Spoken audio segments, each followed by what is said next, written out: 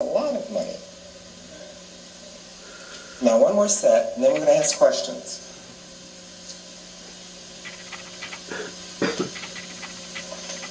Logic. How you reason.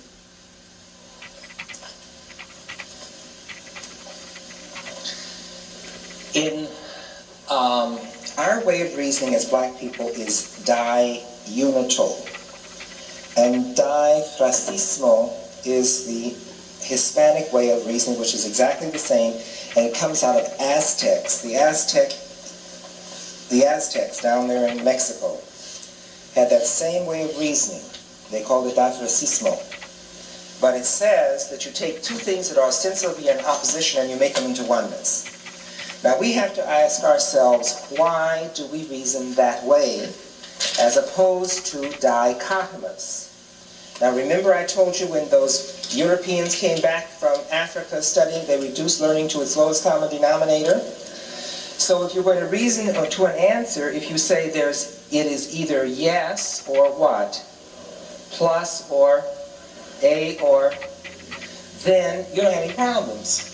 But everything isn't either what, or plus or minus. But they reduced it to its what? Lowest common denominator. Now, that's because the highest value is in the what? And you either the object is a yes object, no, a plus or a minus, or an A or a B. Our highest value is in the what? Therefore, we have to be able to reason in such a way to reinforce and keep the value system intact. Now look at that very carefully. You have an answer, and he has an answer. Is his answer more important than yours? Is yours more important than his? But the two of you have an answer. Now what we have to do is to maintain the relationship, we have to take these two things that are ostensibly in opposition and bring them to oneness. Okay? Let's go through that again. You have an argument, he has an argument. Are you going to fight and destroy each other and destroy the relationship? No. So we have to reason in such a way that the two of you maintain the relationship so your arguments come to oneness. And therefore, when we reason to a point at which we try to do that, but if it's not going to work out that way, then the reasoning says to make a statement that shifts the whole thing away. Now let me give you an example in Scripture. Christ was confronted by the Pharisees, and the Pharisees asked questions in the dichotomy. Do you pay taxes to Caesar? The answer could only be what? Or what? That's all. Either case, he's trapped. If he says, yes, I pay taxes to Caesar, then when in the temple they would say, you support the imperialist Roman government that oppresses your people, you're a hypocrite. If he said no, the tax collectors would have taken him to jail. Now see, some of you don't believe they had IRS, then it would take you to jail, but what was St. Matthew? He was a what? He was a tax collector, not for Greater Israel, but for Rome. Do you see? That's why they were so hated. So either way, Christ is trapped. So what does he say? He says, show me the coin by which the tax is paid. They showed him the coin. He said, well, whose picture is on it? They said, stupid Caesar. He said, well, then give to Caesar what's Caesar and give to the Lord what's the Lord. And went on in and turned the tables over in the temple. You see what I'm talking about? That was a diunital. He took two things that were in opposition and made them into what? Oneness. All right? Now we call them smart-ass answers. That's what you have when your children's college. Okay. All right. Okay. Now there's another way that we deal with situations trying to maintain this relationship. Let me give you an example. There's a white woman who came into a very exclusive white store in Washington, D.C. Well, I mean the upper. And she wanted a dozen frappe glasses. The glasses cost $100 per glass in crystal. The black saleswoman was somebody that had been there for 1,000 years. You remember the old black women that had their hair pulled back very tightly into a little ball? And that hair was straightened and not a strand ever got out of line, and this little ball in the back. And they had this natanola right around here, nut brown, looking pre-embalmed. If she died, they could just put her right on in the coffin because she was okay. That sister was heavy, though. If you walked in and you took a glass out and you looked at it, she says, oh, this is Baccarat crystal. This is an O'Brien pattern. The patterns are now obsolete. The specific glass is a Riesling glass. How many would you want? The French developed, they make them in April and September on special order. It would cost you X, and that's how she did it. This white woman came in with all her furs, very rich, and she wanted a dozen frappe glasses, and she said, I want a dozen frappe glasses. And the woman put them out, and she said, Madame, these are they, and began to demonstrate and show them to her. The woman said, these are not frappe glasses, they are too thin. Now you can get into what kind of argument? Yes, they are, or what? And you could lose your what? Or break the what? So the woman said, well, let me show you some more. Okay. All right. She said, well, let me show you some more. So she put others out there. The white woman became annoyed. I told you these are not frappe glasses, they are too thin. Madam, plastics in our next section.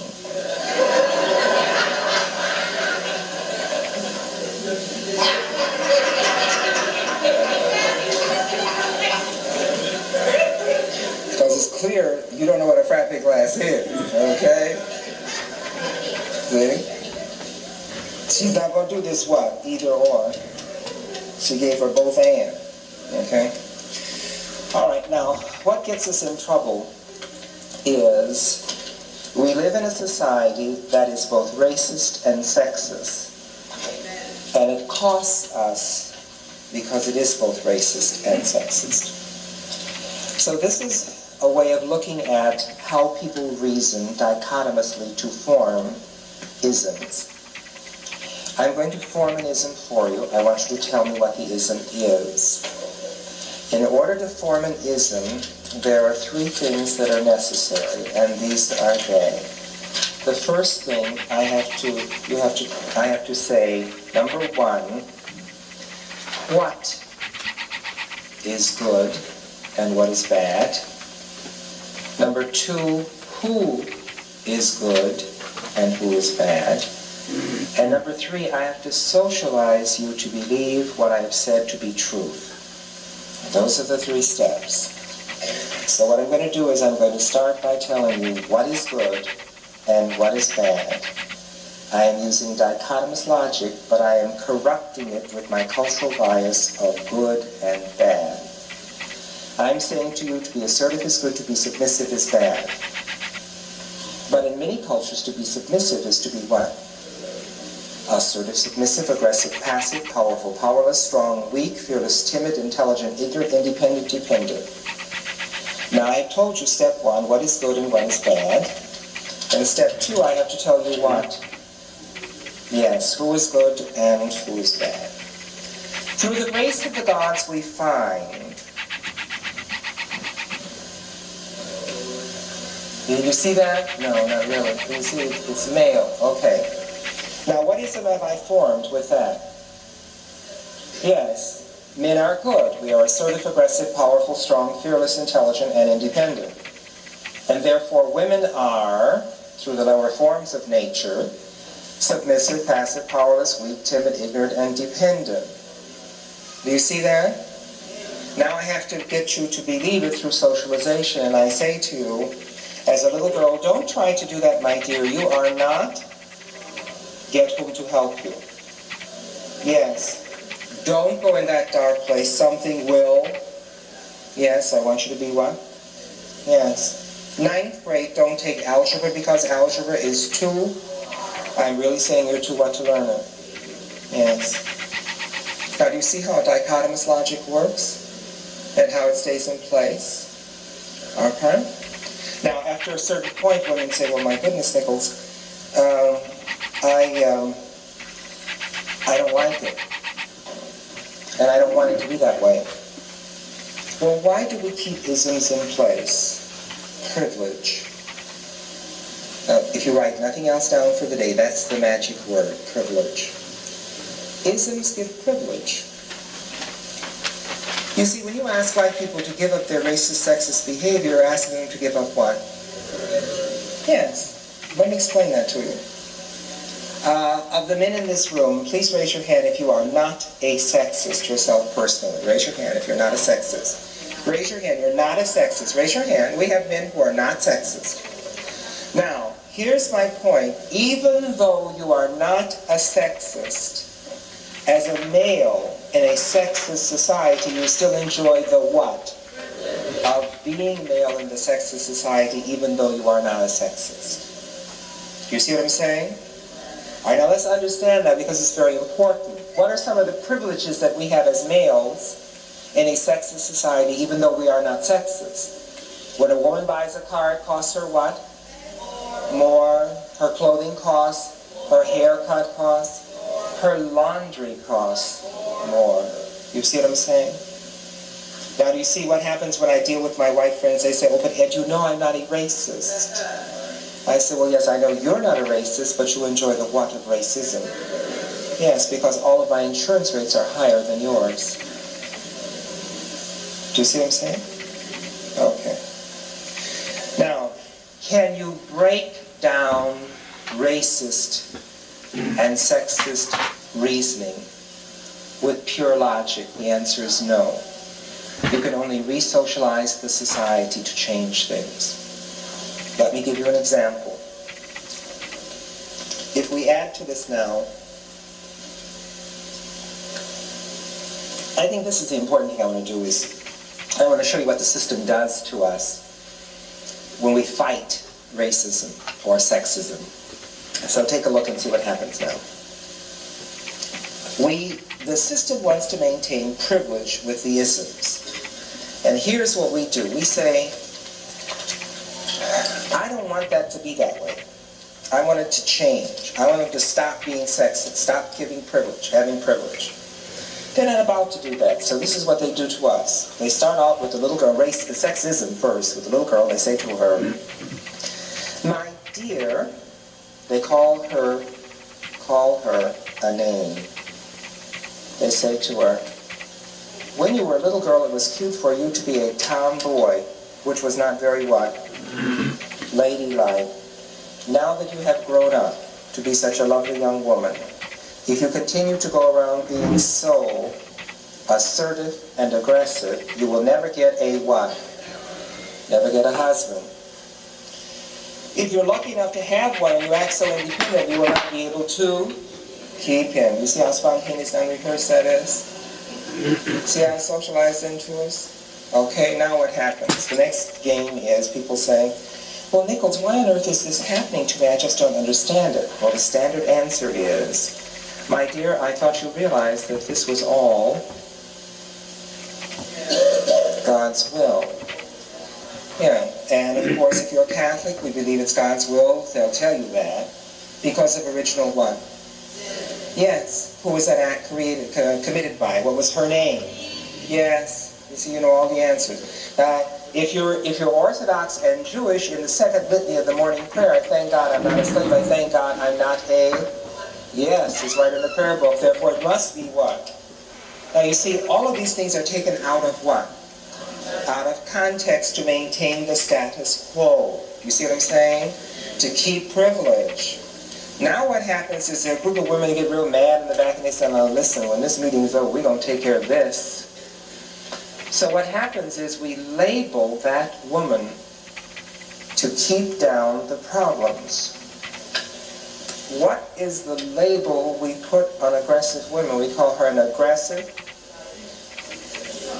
Yes. All of them. Yes, all of the above. Okay.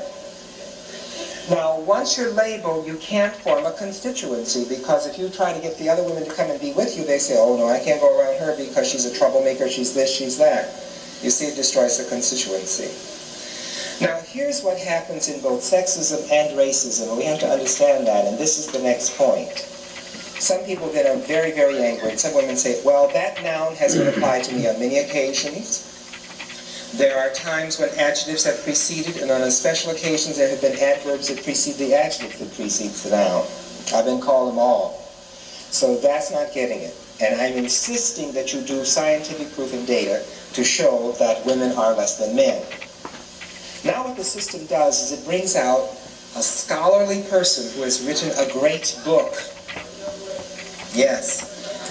And that person then tells you all the great truths. You see? What he will tell you is that women are indeed less than men. And the problem is, you see, the problem with women is you are ontologically the negative of our society. You have an impediment which prevents and precludes you from being on the good side. The essence of your impediment is physiologically based. As males, we all have a penis, and you do not. Now, as quickly as you can acquire one, you can join us on the good side. And the proof for that is given to us by none other than Professor Dr. Sigmund Freud, who has told us that women suffer from... Yes, of course, that's what it is. Now, what I want you to do is I want you to stop for a moment, because this is the most important part of this. Where is penis in the listed? If you had to go look it up, where would you find it? You find it in the Diagnostic Statistical Manual, Roman numeral 4, which is used by psychiatry in the classification of mental illness. So women have now become what? Mentally ill, fighting against their what? Oppression. So the harder black people fight against racism, the society tells you that you're what? Yes. Can I get an amen? All right.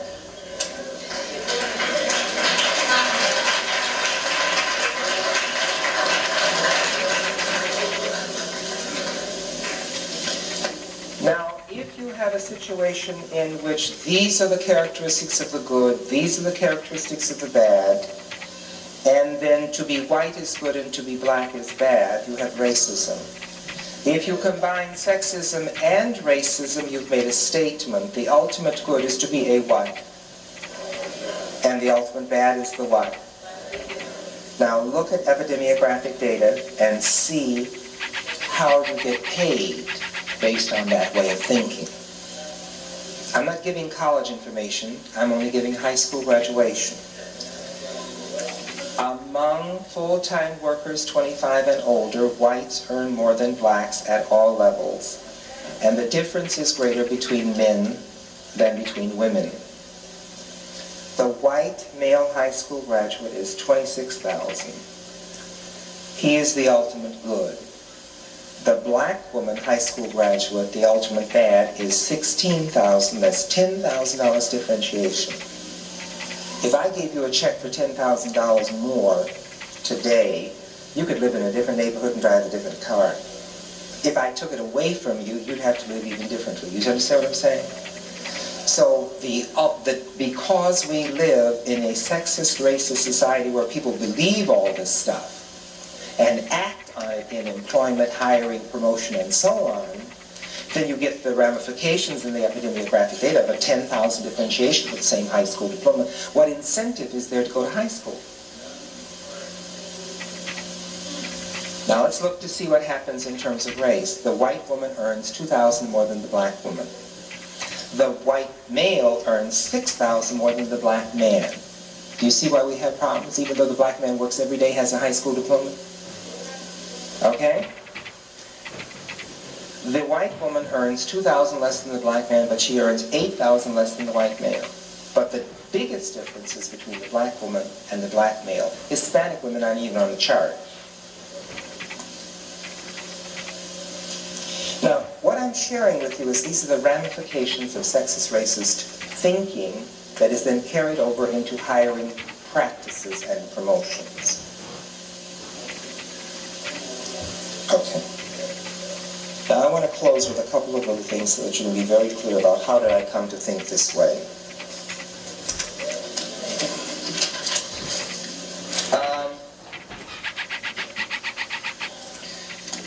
People always ask me, Nichols, how do you come to the way of thinking that the highest value for Europeans lies in the object? Well, I tried to go back 12,000 years ago to the origins of people.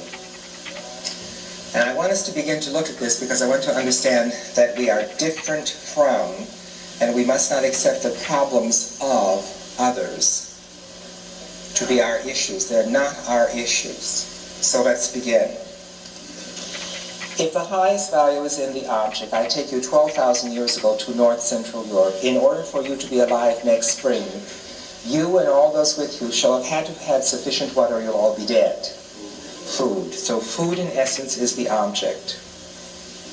Now, can you plant seeds in the ground and go grow food in North Central Europe in the months of September, October, November, December, January, February, March, April, May? In Minnesota, the ground is still wet in May. Yes, all right. So we have 3, 6, 9 months in which the European cannot grow food. How long then is the European growing season? If all is not accomplished in that 3 months, then they face what? And what?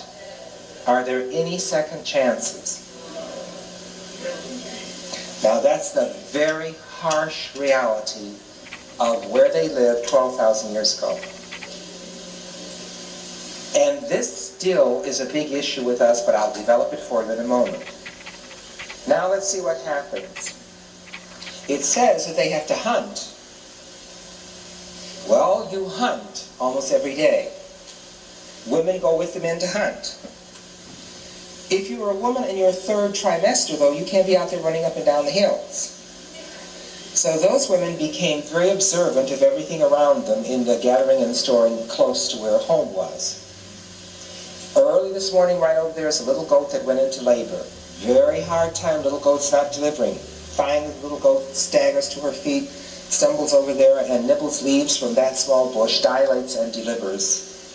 You've seen about 2 or 3 other little animals in labor eat from the bush, dilate and deliver.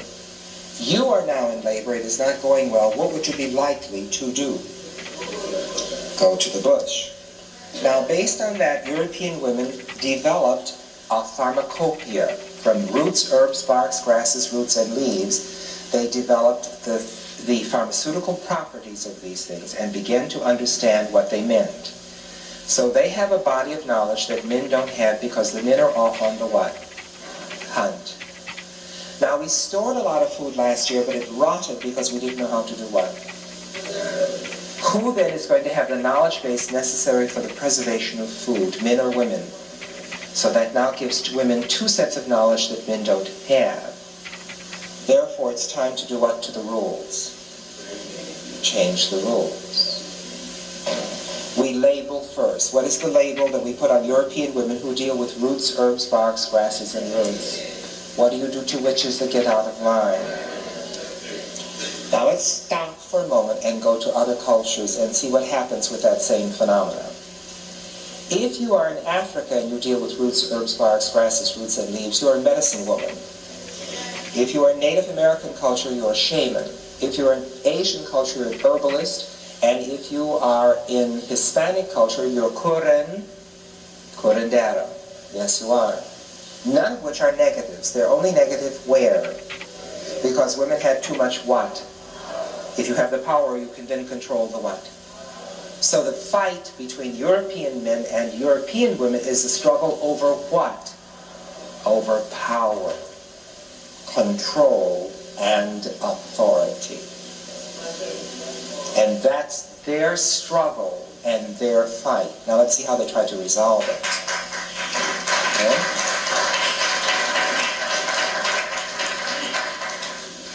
Now let's examine what happens. At a certain point, the food has been preserved, allocated, and stored for 10 months. Someone has to make a decision about when do you start eating this pile so you don't run out. So the men, because of their physical strength, makes the determination. In North Central Europe 12,000 years ago, how could you know when a month would begin? You could observe the what? Well, no, once a month, the what? The moon, yes. But right here in New York, there are many times you couldn't see the moon. But whom among us with great